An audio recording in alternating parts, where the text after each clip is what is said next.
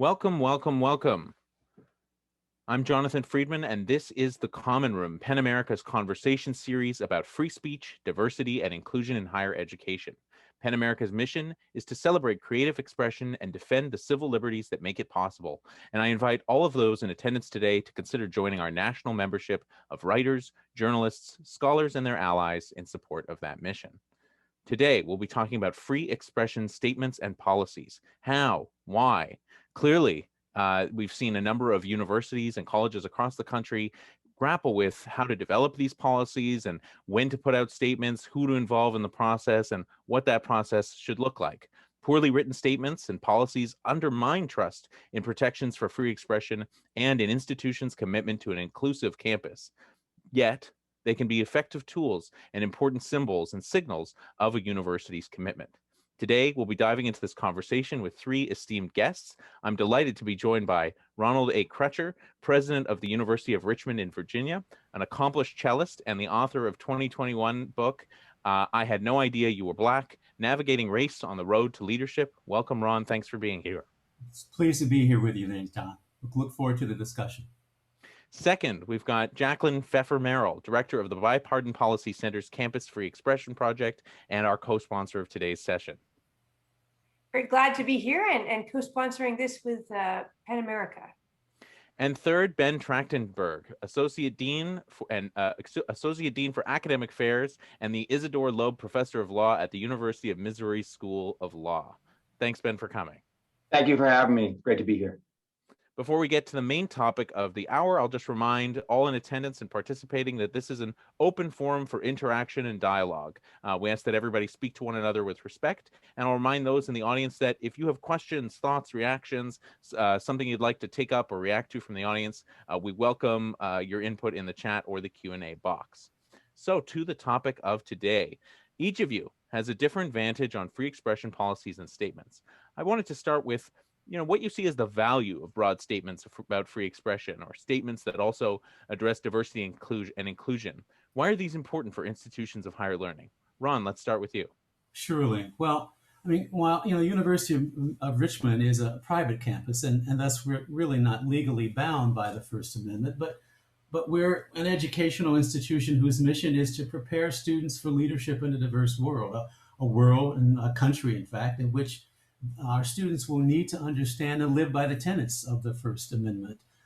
We want to ensure that our students enter post-college life prepared to exercise their rights to free expression in order to contribute actively as citizens and leaders. Because I view our campus as a laboratory for democracy, a place where students can test ideas, have them supported, strengthened, and yet also refuted and learn from those experiences. And if they don't do that while they're with us, then that's, I think, a failure on our part. Second, I think that the time that students spend on our campus may be their last and perhaps their best opportunity to learn how to have conversations across racial, cultural, and ideological differences. The rich diversity of our campus guarantees students will encounter viewpoints that challenge their own. And I believe we need to teach students to welcome and to learn from such moments and to learn how to listen actively so they can better understand why individuals with different views think and believe as they do. So basically, it's important kind of to set the stage, to be certain that people coming into your community know what kind of culture they're coming into. Setting the stage, know what culture people are coming into, and helping people talk to one another within a kind of shared understanding. Jackie, what about you? How do you think about the issue of these statements, free expression and diversity and inclusion in higher ed?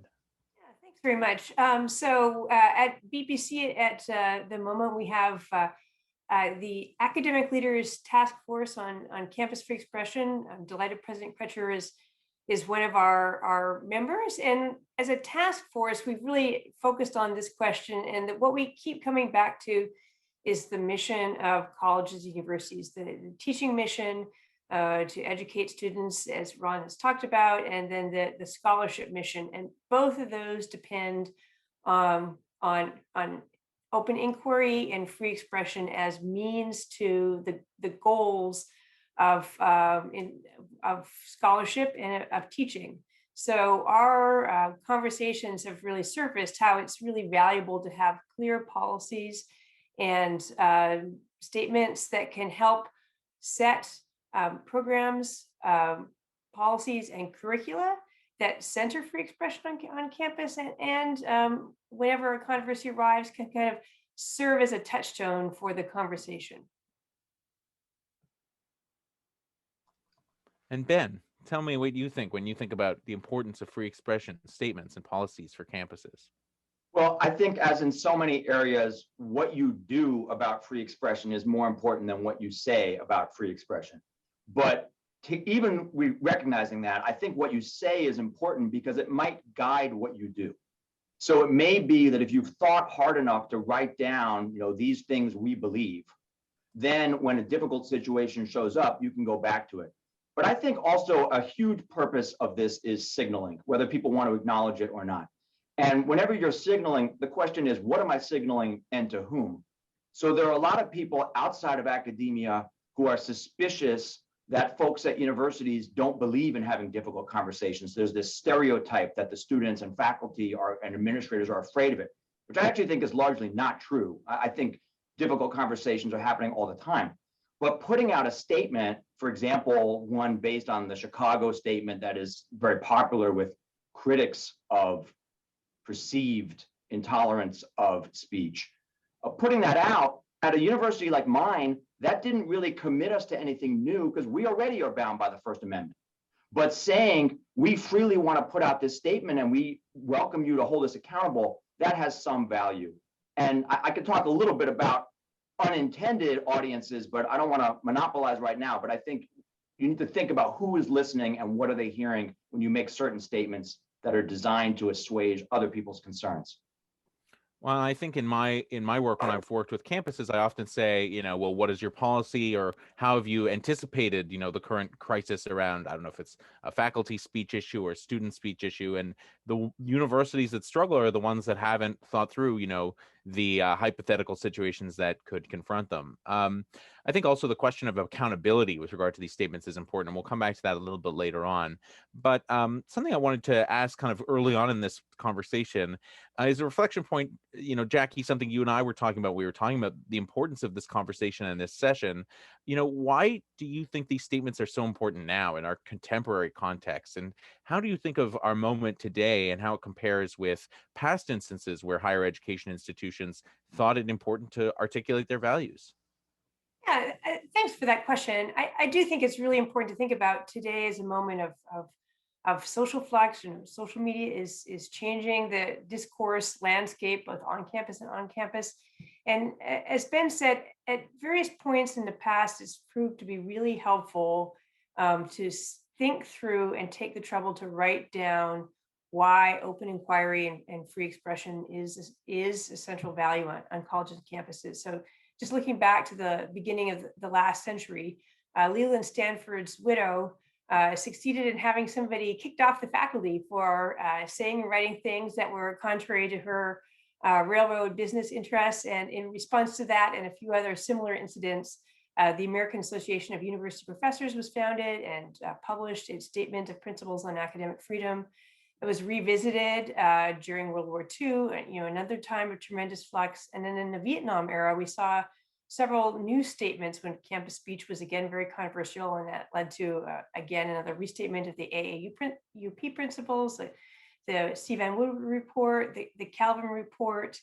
And all of those statements, I think we have seen, have been really valuable in protecting the academic freedom of faculty, the expressive rights of students, even in the last summer's protests.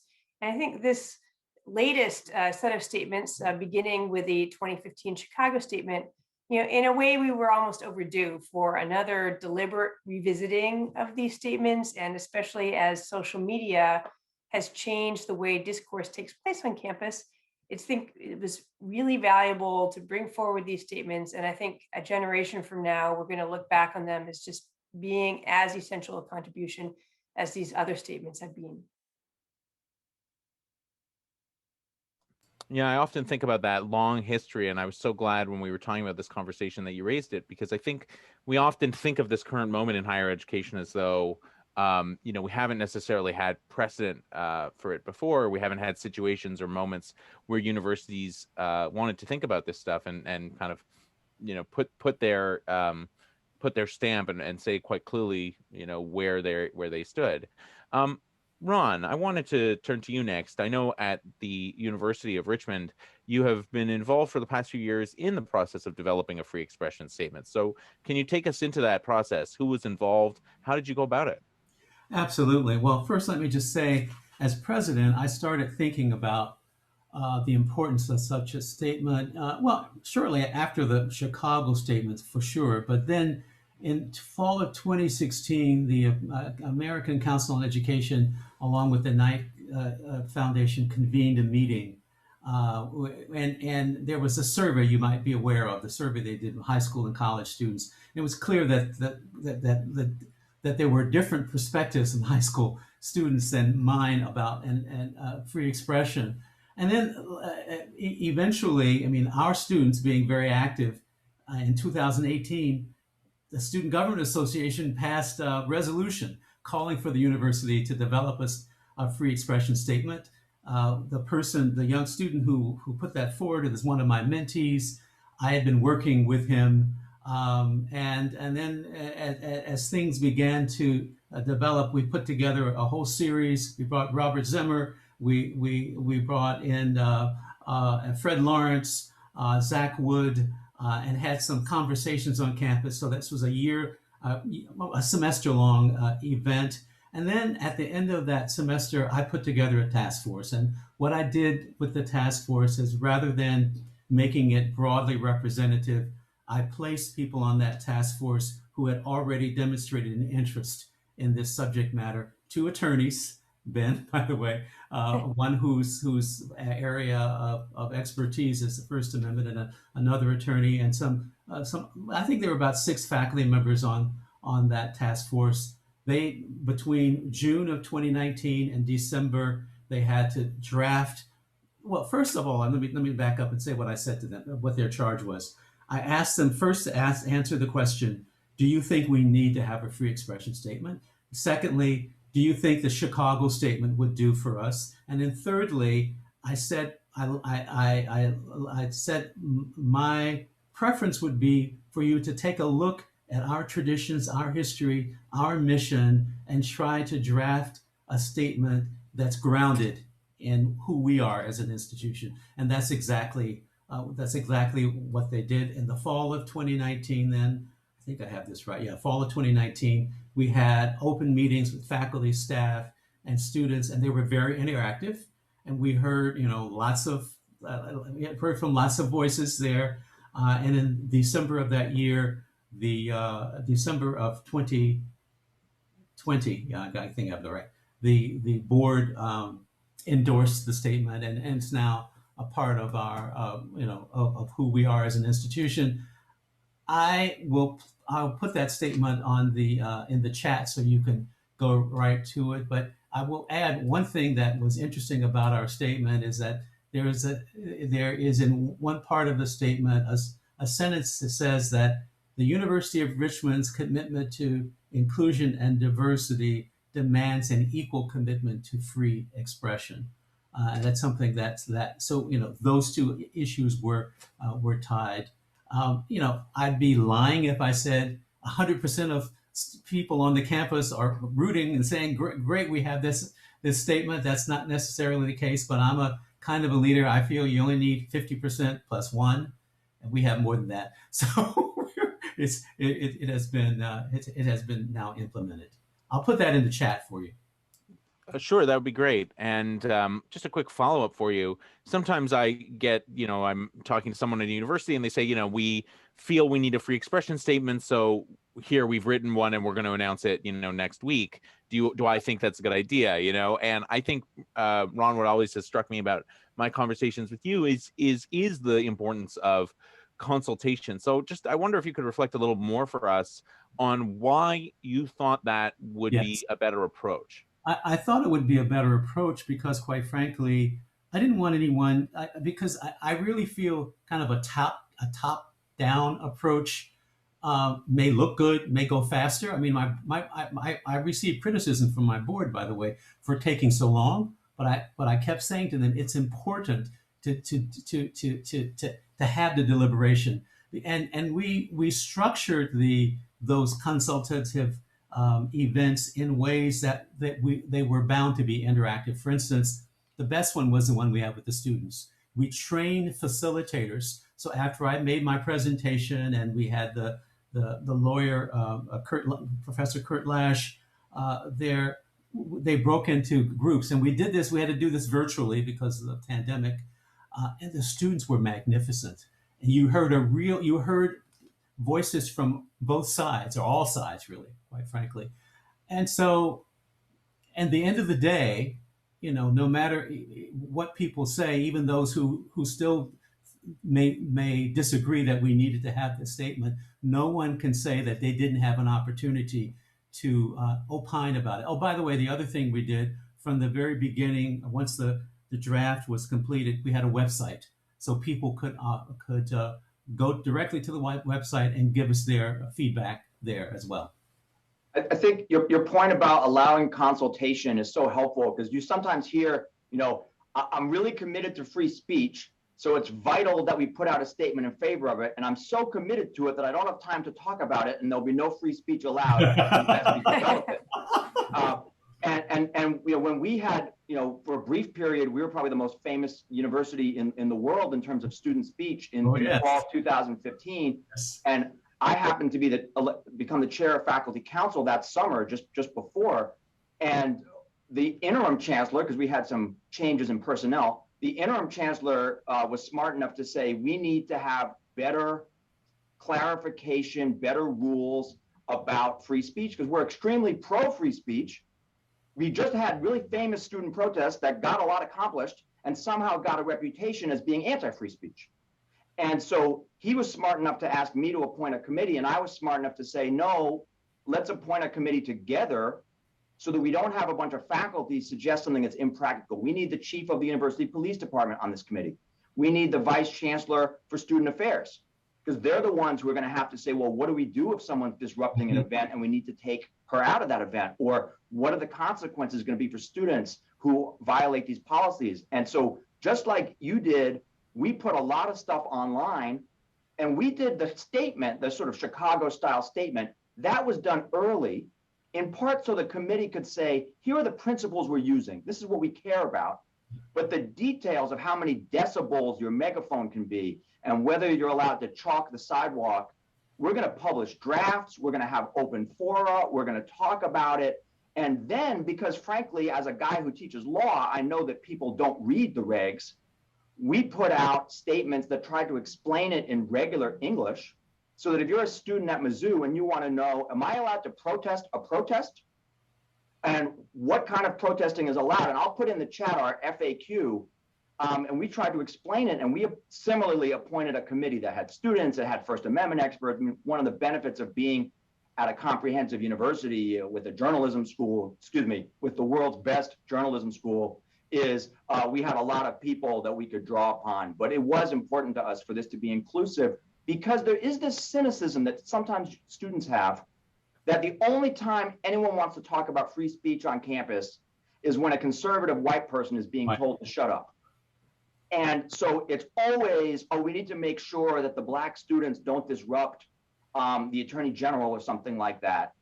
And yet, if, say, a Black professor is being targeted by conservative media, the president and provost or chancellor, whoever, they can't be found.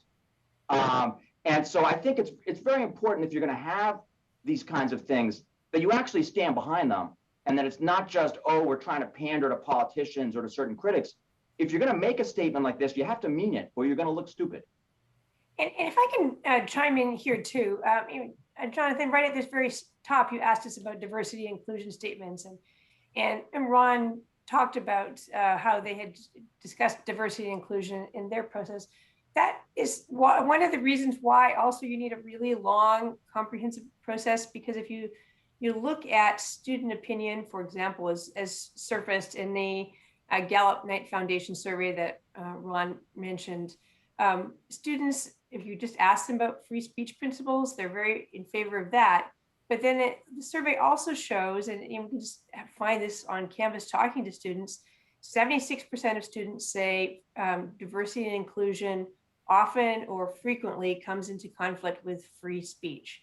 And when those things, as they see it, come into conflict, they, for excellent reasons, very often will prioritize diversity and inclusion over free expression. So there's a real educational burden on colleges and universities and conversations around this to talk about how and why freedom of expression can complement diversity and inclusion goals.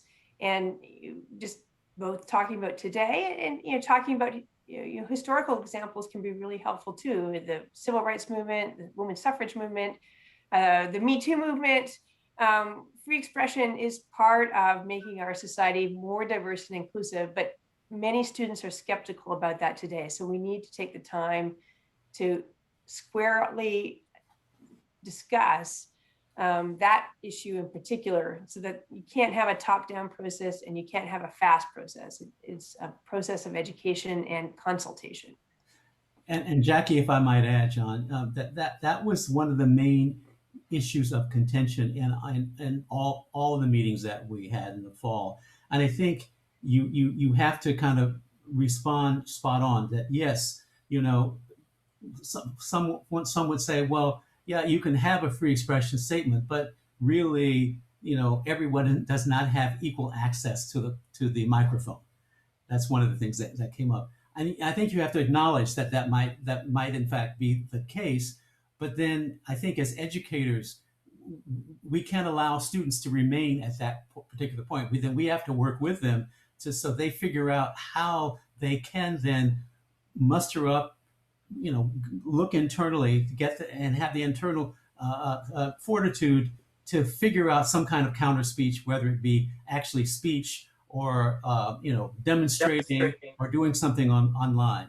I think that's our role as educators. And let me just add one other thing that I didn't mention, and that was, and I thought about it as Ben was speaking.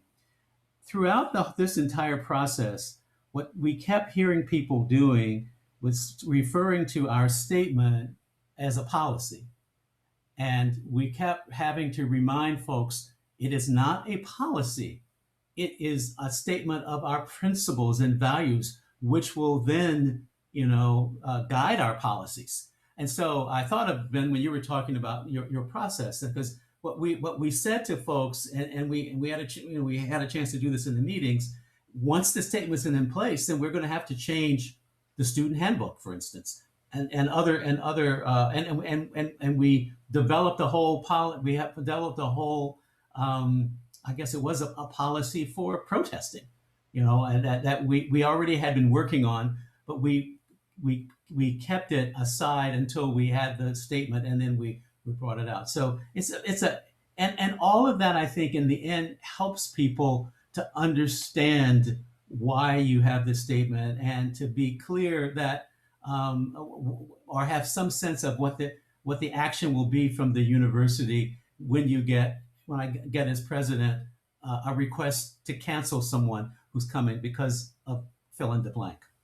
Yeah, well, and I think that's a great point, that the policy is different from the principles that underlie it, but it also helps you respond to the diversity and inclusion points, which I think are real, right? Mm-hmm. There is a lot of money out there for certain speakers to be flown around America and show up at universities and say things intentionally designed to antagonize liberal students.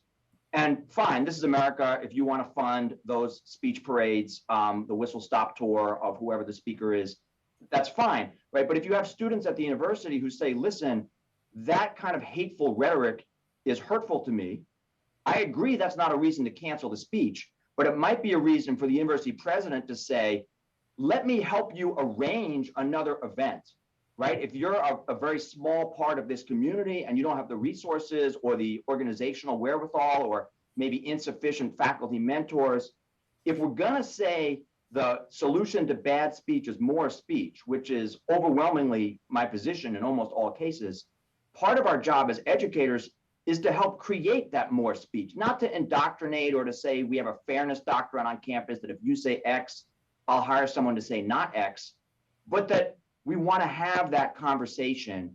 And then I'd say at the same time, at a private university, even if you generally believe in free speech and like the First Amendment, I think private university leaders sometimes may want to say no to certain events or speakers, right? If Richard Spencer wants to come and give a talk at Richmond, and I'm not telling you what to do, but if I were the president of Richmond, I wouldn't be excited about inviting the guy because I think the educational value is zero and the cost of the institution could be high. At the University of Florida, when he came to give a speech, well, they have the First Amendment, and great, it's a public institution. They had to make it work, but private institutions have a slightly difficult road. You know, in the one hand, you have more freedom to regulate, but that means you have to make those hard decisions about those rare cases in which you want to deviate from what a public university would be required to do. Well, John, if I may, let me just share one example. Jackie knows about this because I wrote about it well, we've talked about it, but I wrote about it in my book. And that was, and it's something that, it's an event that took place on our campus that really drove me to being really committed to developing a statement. We had the Federalist Society in our law school invited Ryan Anderson to campus because and the faculty agreed that he should come because his book, I think it's called When Harry Became Sally or something like that, has been cited by Supreme Court justices, and they felt it was important. Well, 4 days before he was to come, one of our faculty on campus sent out an email on the faculty listserv. This transphobic speaker is coming to campus. He should be canceled. The person should be canceled. And so, and by the way, Mr. Anderson was going to speak, and then one of our law professors, Judd Campbell, was going to do a rebuttal to him. So it was set up so there was a point counterpoint. I did not cancel the speaker, but what I did say was that his beliefs and values do not align with ours, and that we, in no way would his presence on our campus deter me as the president and our campus from continuing on our path to ensuring that we are a thriving and inclusive community for everyone. The interesting thing was that the event came off. It was a kind of a textbook case of how these things should go. People came and protested. They wore white shirts. Some had signs. He was able to make his speech. The law professor, Judd Campbell, was able to do the rebuttal. And there was a trans student in the audience who was interviewed by our student newspaper, and he made the following statement. He said, I came reluctantly, and I went up to speak to the speaker, and they made the following statement. I went up to speak to the speaker, and they said, what I learned is that, just because you disagree with someone's beliefs doesn't mean they're a bad person. Because I had a very good conversation with them. So that was a good model of how that could work. I'm not saying that and we haven't had that replicated since then. It was 4 years ago, but I always use that as an example because I do think you're absolutely right, Ben. First, Richard Spencer would never come. I mean, I would not, if as president, I would not. I don't see any value. But the other thing that in having him on the campus, the other thing that I had to reiterate in the conversations we had was to remind people that I, as president, don't normally invite people to come to campus. There is only one series, the Sharp Viewpoint series that we have, which has as its primary goal bringing in speakers from a variety of perspectives, and we usually pair them, and to help model what it's like to have difficult conversations across ideological differences, but in a respectful way. That's the only, and there are only three of those events a year. Otherwise, it's faculty and staff and students who are inviting speakers. There's been some questions in the chat about some of these, good practices for how do we be attentive to some of these situations. And I think I'm just going to go with the first one that came in here, which was about the Chicago statement, the Chicago principles, the ways in which that has been divisive on numerous campuses. Even sometimes there have been efforts to have conversations around the Chicago principles and whether they should be adopted that are shut down because they're deemed to be harmful to certain groups and individuals. And one campus is related here that it was decided they should be stopped. So the question is, what conditions are conducive to productive conversations about free speech on campus? I think it's important to actually be acting in good faith. And so I think part of the reason that the Chicago statement has become divisive on certain campuses is that people sometimes use it to hit liberals over the head, right? And indeed, I think through probably unintentionally, right, the president of Chicago associated with the statement then gets cited in the New York Times by a conservative columnist at being really good at telling liberal crybabies to shut up. And so when you come around to another campus and say, let me get that wonderful statement and Xerox it and put my university's letterhead on it, certain people say, I see how this game works, right? When liberal students protest, you call the police. You go back in history, you talk about Kent State or Jackson State or something like that. Nobody was complaining that it was hard to be a civil rights protester in the 70s, but now that someone called a conservative student a racist, now we need to, really stress out and so on. And so I think if you want to have a conversation about this, you have to actually be open to listening to people. So if what you're saying is, I need to have a statement so that my trustees or politicians think I'm shutting down liberal excess.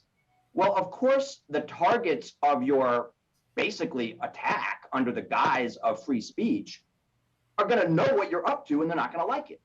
Whereas if you say, I want to have a real conversation about how we can make this the kind of place where difficult conversations thrive, where people from all backgrounds can have constructive conversations and meet different people, even if they don't like what they hear, and you get messengers who have broad credibility in the community, then I think those conversations are easier to have. And that's of course going to be from campus to campus, who are the right people who either already are on campus or could be brought in, that folks from all sorts of stakeholder groups will say, yeah, I'd be willing to sit with those people and talk.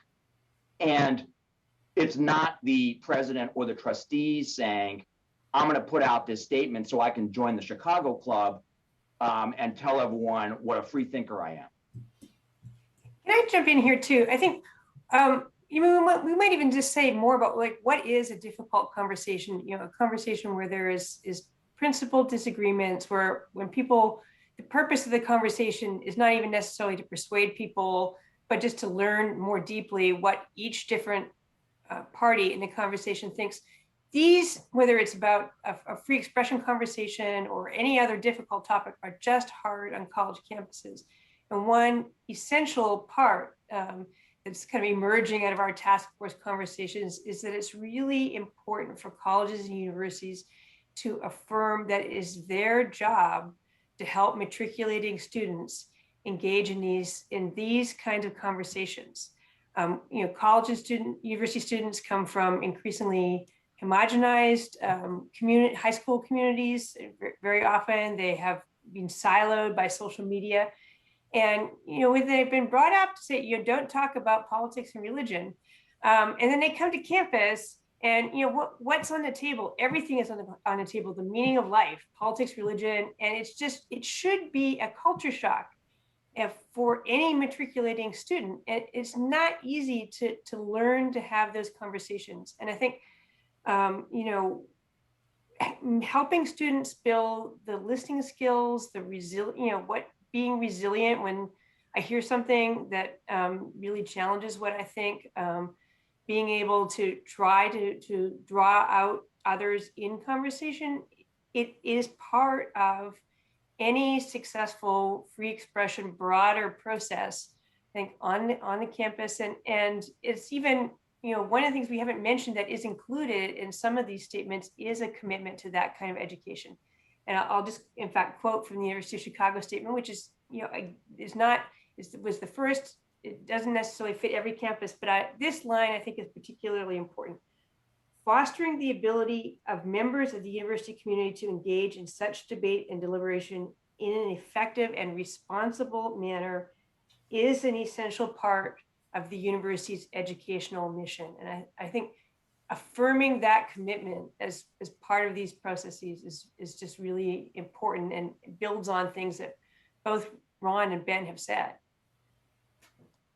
Yeah, and let me just I mean, I agree with everything that Ben and Jackie have said, but let me just bring it back to one other point that drove me as president of a we have 4,000 students. We're primarily an undergraduate liberal arts university.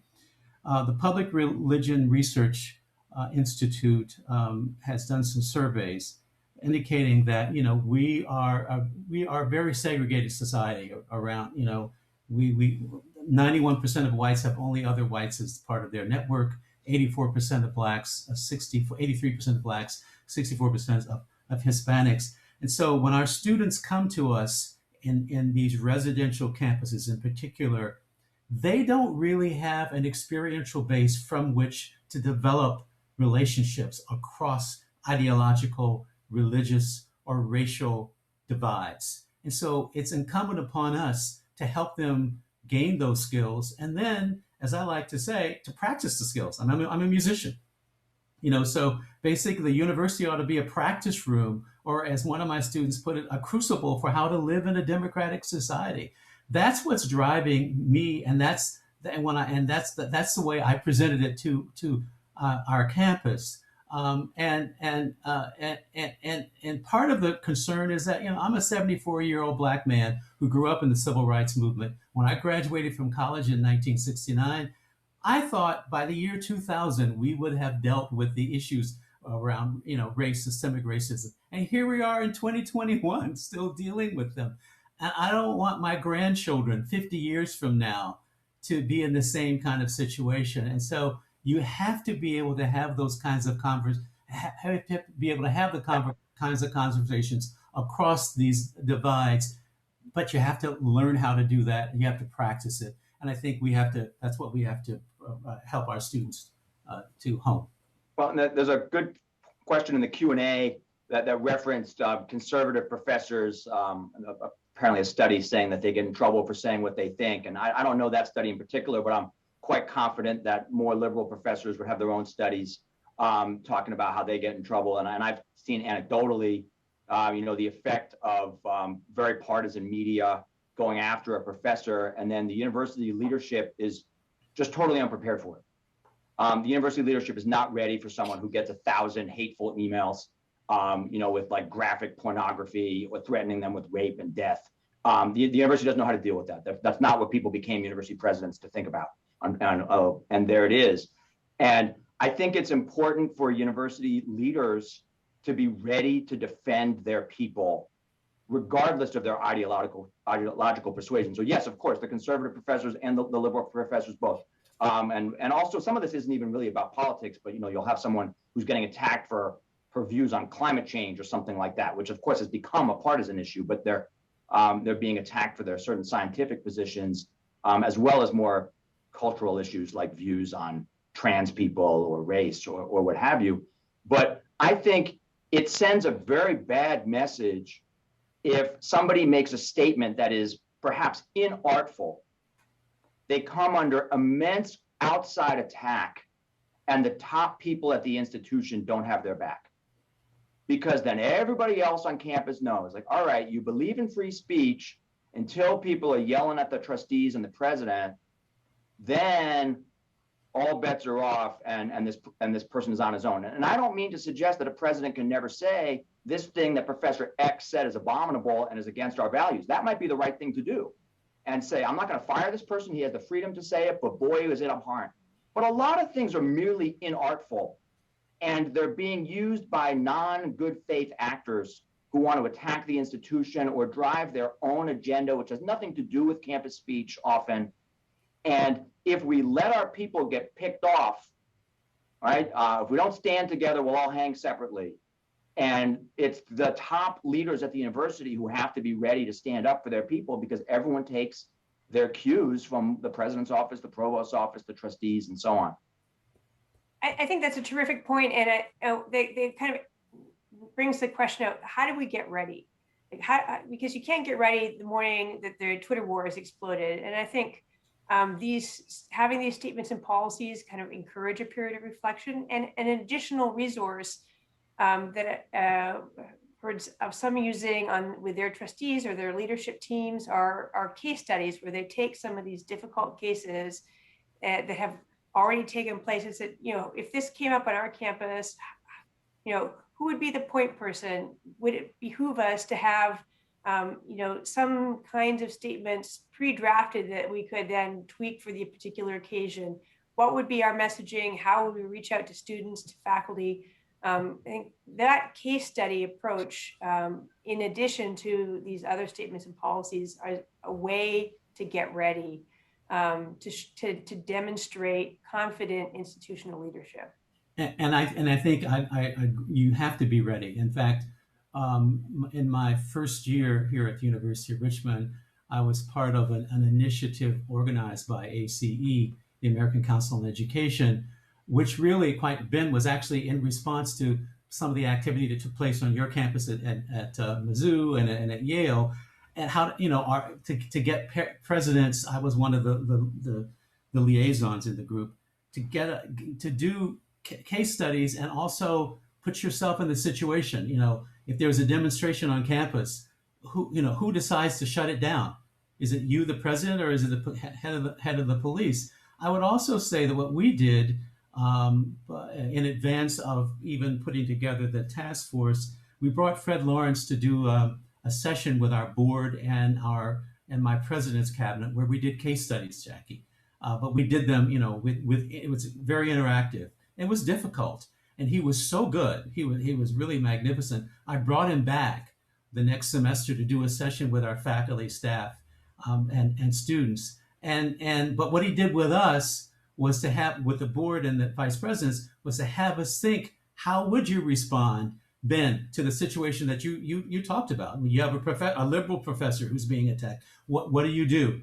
Well, and I think the answer is you need to act swiftly, and you have to be supportive. You don't have to necessarily say, I agree with the professor if it's something, but the professor has the right to make that statement. It may not be in alignment with our values or blah, blah, blah, whatever. But I think you have to be prepared, because these things, particularly now with social media, can happen in a split second. And I think, I'm always struck by reflecting on the ways in which many people in higher education, don't come to their jobs with a First Amendment background, whether they're at a public university or whether they are, steeped in academic freedom or the complications of campus protests, yet are, faced with that. And I think the need to increase education and comfort with, how to handle numerous circumstances is so important, but that it can and does often work well in tandem with efforts to develop these statements and to kind of, just increase civic literacy, increase free speech literacy, increase diversity and inclusion literacy. And I think that it all can be advanced together. Our work at Penn in 2019, we released a campus free speech guide, which is available online. It has case studies. It offers advice for numerous scenarios, and Ben, conscientious of the one that you're raising, this is our advice for how administrators can support faculty who face online harassment. And I agree with you and believe that when we're thinking about how we delineate free speech on campus, it's everything. I mean, it's residence life, it's, social media for students, it's professors' comments in the classroom. It's tremendously complicated. And there's so many nuances and so many different issues, black and white issues where it's clear, what the rules are around protests, and then gray issues like flyers on a campus. Is it free speech? Is it not? If you don't have a background in the legal issues, if you haven't faced that particular controversy before, one that often comes up is chalking. How much permission do you need for chalking? Should we have permission for chalking? I mean, you can have all these rules about chalking all you want, but if students haven't been told them, it doesn't really much matter. They're going to be quite surprised that you're erasing it. And I want to just echo also the points of the committee and the group here talking about consultation and bringing people in. There was a question in the chat about, how do we work with people who come from diversity and inclusion who may, I don't know, sometimes there's a perception that folks in that line of work are hostile or not as maybe comfortable or enamored of First Amendment and free speech. But there is such an important history to make people aware of, which is until relatively recently, free speech was a much more progressive political ideal. And it often actually still maintains that kind of radical notion. If you really think about the implications of saying, okay, we're going to let anybody say anything all the time, that tends to actually, work against tradition or things that we normally associate with more conservative values. So these times are very strange in terms of the political constellation. And I do think there's a lot of education that can be advanced to bring people into these things. I think your point there about free speech being a sort of radical idea, right? For most of human history, free speech has not been part of the way of life. But I would add that, frankly, in America today, most people's speech is highly unfree. The overwhelming bulk of Americans can be fired for saying something at work that their boss thinks is the wrong kind of politics. Or forget about saying it even at work, just for having a bumper sticker that the boss discovers you voted for the wrong person in the election. You don't have the right to have dumb politics at work. And at the overwhelming bulk of American universities, you have the right to say intelligent or stupid things about almost any topic. And so I think we ought to give ourselves a little bit of credit when we deserve it, instead of always beating up on ourselves. It's easy as academics to focus on what's bad and what we can fix and what's frustrating. And that's fine. I'm in favor of improvement. But we should acknowledge that difficult conversations, whether they're exactly the kind of difficult conversations that Jackie described or just like plain old hard conversations, they're happening all the time. And we could do a better job of how do I deal with the fact that we have a ton of students at Mizzou who come from St. Louis, which is one of the most segregated metro areas in the United States. So the point of having students who go to an almost all white or all black high school and their parents don't have a lot of friends of different races, and then they come here and the conversation could be fraught or volatile. I think we do a pretty good job. Now, we could do a better job at some of the educational aspects of affirmatively teaching people how to have these conversations in a way that's likely to be valuable and produce more light than heat. But I think we shouldn't join the chorus of saying that all of us are sitting around plotting to destroy the First Amendment from the ivory tower. I think we exemplify First Amendment values on our campuses a lot better than a lot of other places in this country. And Ben, I would agree with that. But let me just tell you, one of the sticking points that kept coming up in our conversations with faculty and staff was that faculty, at least in staff's perception, are more protected than staff when it comes to free speech.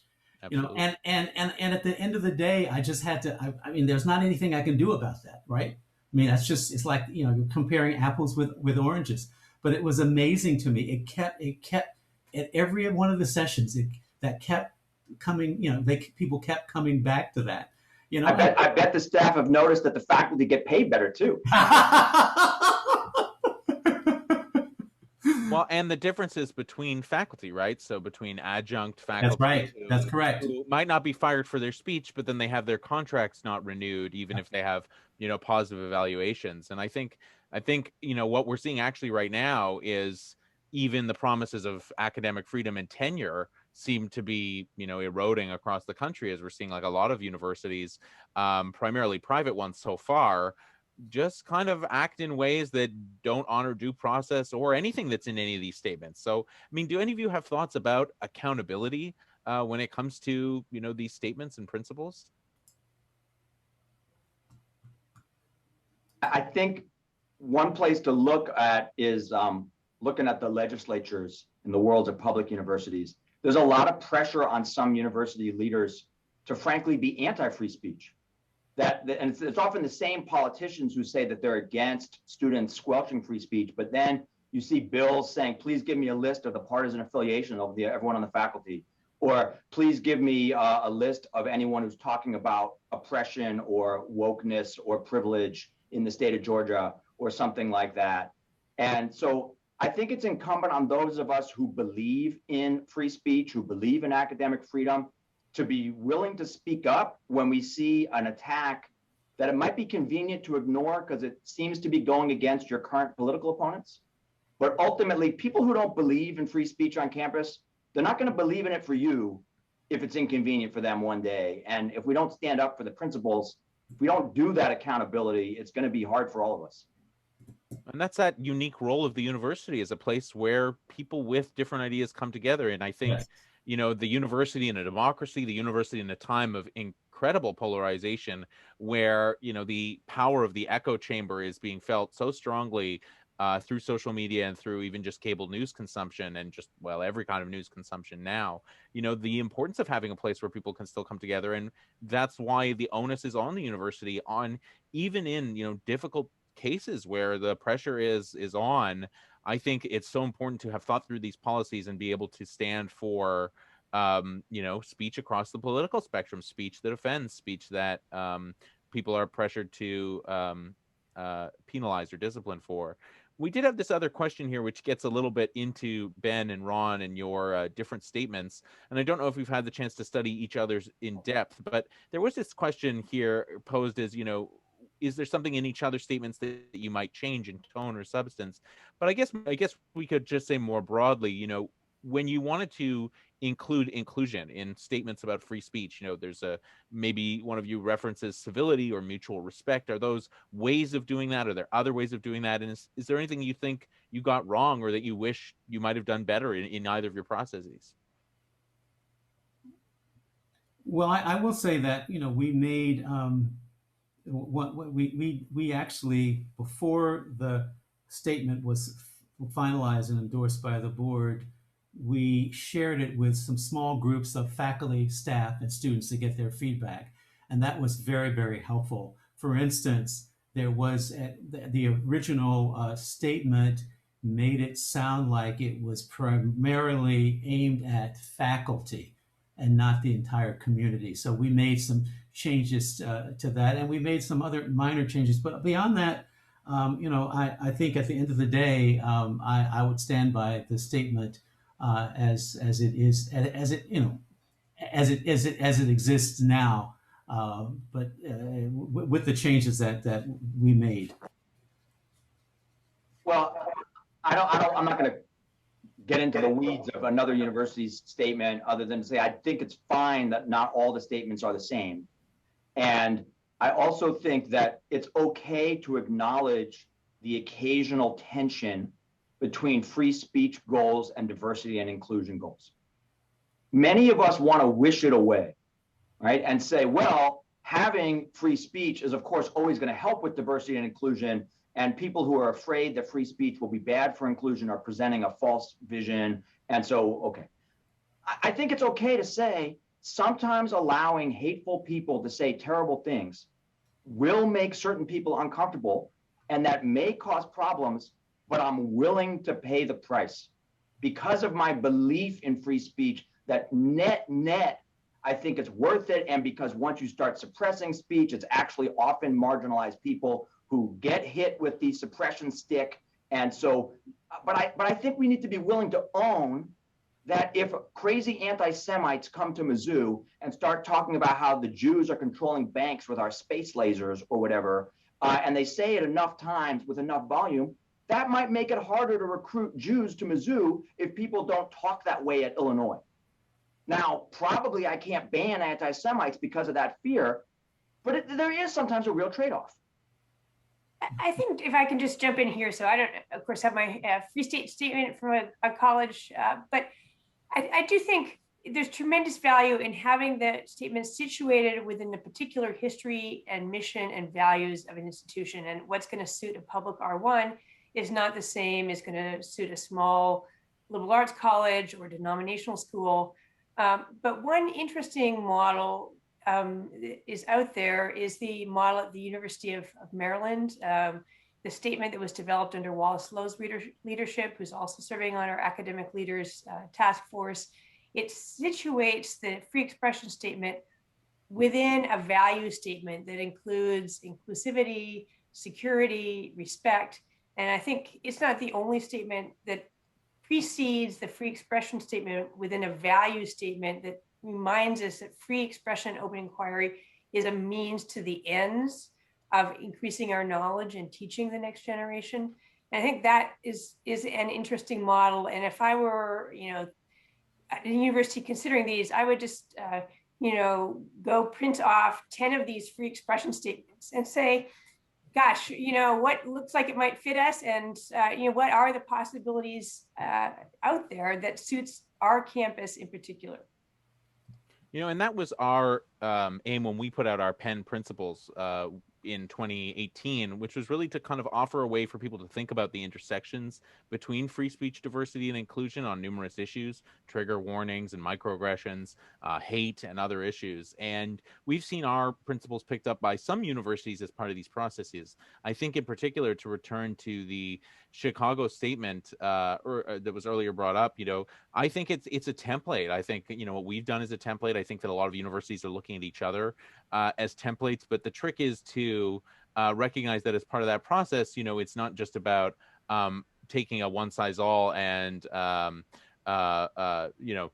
taking a one size all, but something that's important for university communities to come together to talk about, and to almost use the process of developing the statement as itself almost like an example of the importance of free speech.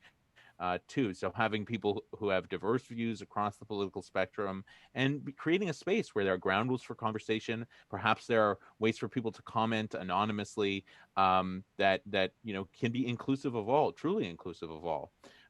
Ron, any final comments, thoughts? Well, no, I was just thinking. I mean, our students of color saw our free speech statement in action this spring, because if you read there, about the University of Richmond, there's some issues around naming now. We had 2 marches on campus. We had two teach-ins, which all were able to move forward without very clearly. So I guess I would say. The importance of having some kind of a statement it's critical, I think, for demonstrating to those in your community what your values are and what kind of culture you want to maintain for the campus. Ben, final thoughts? I'll just say that when you're writing a statement like this, you should be thinking to yourself, what am I trying to accomplish with it? Am I trying to educate people internally? Am I trying to prepare university leaders for how to deal with problems? Am I trying to assuage the concerns of outside people? If you don't know why you're writing a statement, it's going to be hard to write it well. And finally, Jackie, to close this out. Yeah, I'll go back to one of Ron's points. It's not just about the statement, it's really about the implementation and making it part of the day-to-day life. And I would say, looking especially at students, freshman orientation and then planning multiple additional touch points is one way to think about making it really part of at least the student experience on campus. Well, thank you, Jackie, Ben, Ron, for being with us today. Thank you for our audience for joining in. Please stay tuned to Penn America's channels for upcoming programming. And I'll just end by highlighting a campaign that we've just launched here at Penn, actually precisely to bring attention to the issues of online harassment. Please feel free to check it out and join us in our effort. Thank you all and have a good afternoon. Thanks, Jonathan. Thanks to Penn America for partnering with BPC. Thank you. Thank you.